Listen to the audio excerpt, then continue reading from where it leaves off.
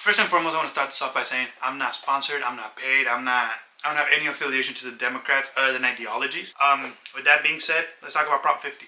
Californians, you should be receiving or should have received a ballot in the mail. This is Prop 50, which is to gerrymander temporarily, or redistrict, whatever you want to call it, redistrict California until 2030. This is because it's coming in the back of Donald Trump going to Governor Abbott and telling him, well, we need 5 Republican seats for the midterms, which are next year. And Governor Abbott, then he had said, of course, King Trump, whatever you wish. This is crucial because, one, I don't believe that we should gerrymander or redistrict states because people lose representation. And I know I'm going to sound hypocritical after this, but I don't care, because at the end of the day, we got to win those seats back.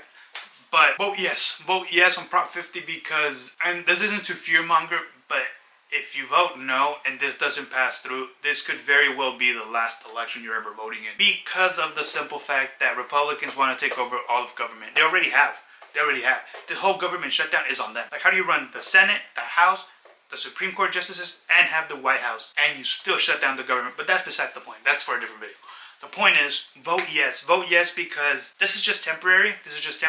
And this is needed because you gotta fight fire with fire in today's political day, because no one's playing fair anymore. No one's playing fair.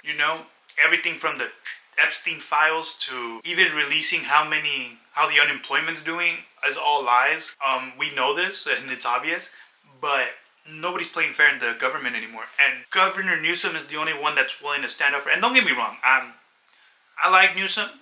Do I think he's the best governor? No. Do I think he's a good governor? Yes. There's a reason everybody wants to move to California. The point is, we gotta fight fire with fire, and we gotta make sure that they don't get away with this, because if they do get away with this, Republicans are gonna learn, hey, we did this with Texas, we could do this with Florida, we could do this for all Republican states, and Democrats are not gonna budge. And obviously, California being the biggest state in the country and being one of the biggest contributors to the economy plays a big role in this, because it's Texas versus California.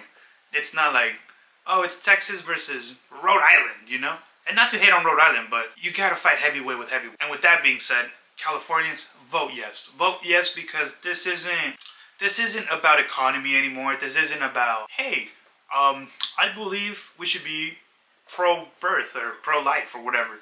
This is about your rights. And let's get one thing clear here. The Democrats are not perfect. The Democrats have many flaws. But at least the Democrats are trying to keep you with health care. The Democrats are trying to at least reduce the damage that Donald Trump is doing. So, I'm not telling you guys, hey, vote Democrat. Like, be all about, I don't know, we don't have a presidential candidate yet, but yeah, vote Democrat 2028.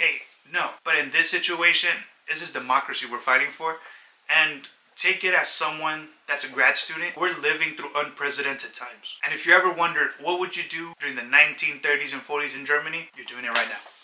But anyways, not to fearmonger, vote yes. Let's try to duke it out with the whole country. And who knows?